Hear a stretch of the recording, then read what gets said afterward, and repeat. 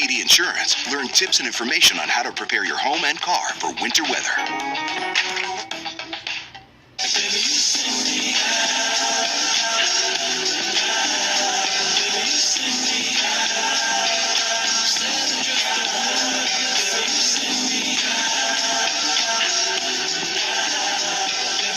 Towards the 2026 FIFA World Cup in the city of Toronto. Now looks a little clearer. Happy Monday morning. Tam Meredith Sid here with you. We'll go back to the Grammys as we move along here on BT, but there was a piece of news yesterday that's rather significant. It affects the city. If you live around BMO Field in the summer of 2026, good luck getting around.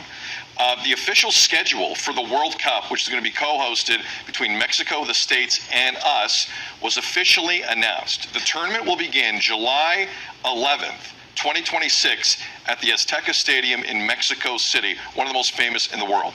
The next day, the first U.S. game will happen in L.A., and Canada will open up the tournament here at BMO Field on Friday, July the 12th, as Canadian sports history on the men's side is made. It's one of 5 group games that will happen at BMO Field during that tournament.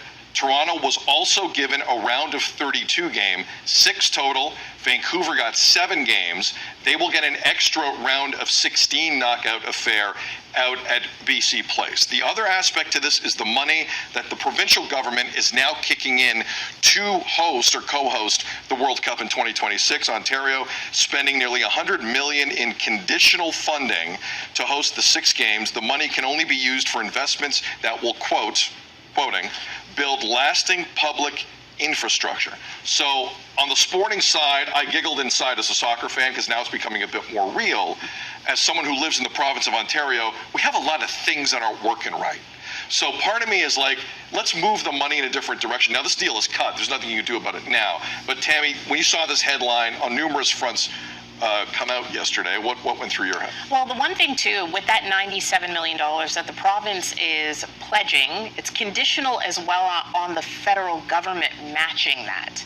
So if the federal government doesn't, then what happens there is, we've already, as you said, the deal is cut. We've already signed the paperwork. So how do we get out of this then if that's the case? Or how do we fund this considering that the city is in such dire straits right now? We'll chat to Olivia Chow, in a couple of minutes about that as well. But that's the first thing I thought. I'm like, are the feds really on board? Because we just never know until all of a sudden there's a news conference and they say, hey, here we are with a check. Isn't that something that we would need to have established before we could conditionally sign Especially the offer? dealing with FIFA.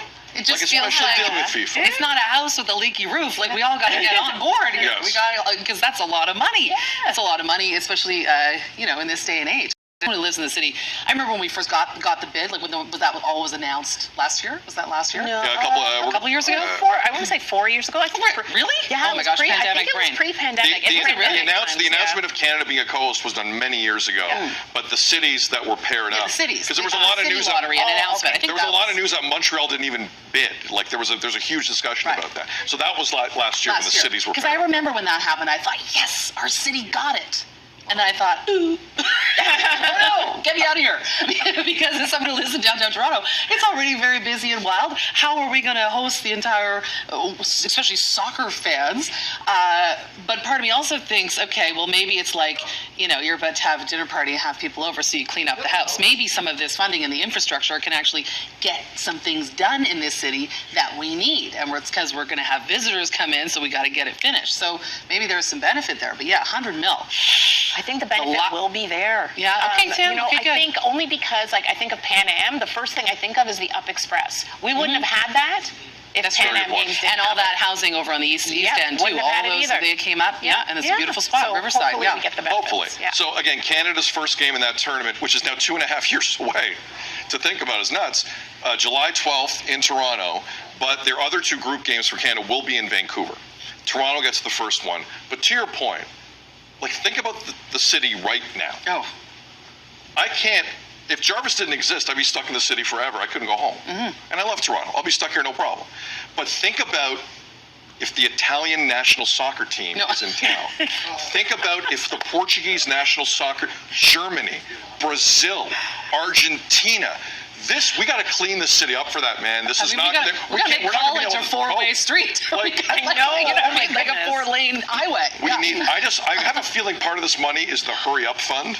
Yeah. Because we need it done. It'll be an embarrassment if the world shows up for 6 games and it's in the condition it's in, just traffic-wise alone, in the condition it's in. Mm-hmm. But anyway, as a soccer fan, I'm being selfish. I'm excited. You giggled inside. I giggled inside. You're giggling inside. I laughed. I found the joy button and I hit it. All right, we're going to take a break. Mayor Olivia Chow in studio with Tammy Sutherland on this couch. Coming up, we'll talk a little maybe FIFA bid. There's some other things. Big announcement coming today. Maybe we'll get a preview. Also coming up at 7:40, we get our minds read by an award-winning mentalist, the best mentalist in the country. That's straight ahead. You do not want to miss this. Happy Monday. More BT coming up.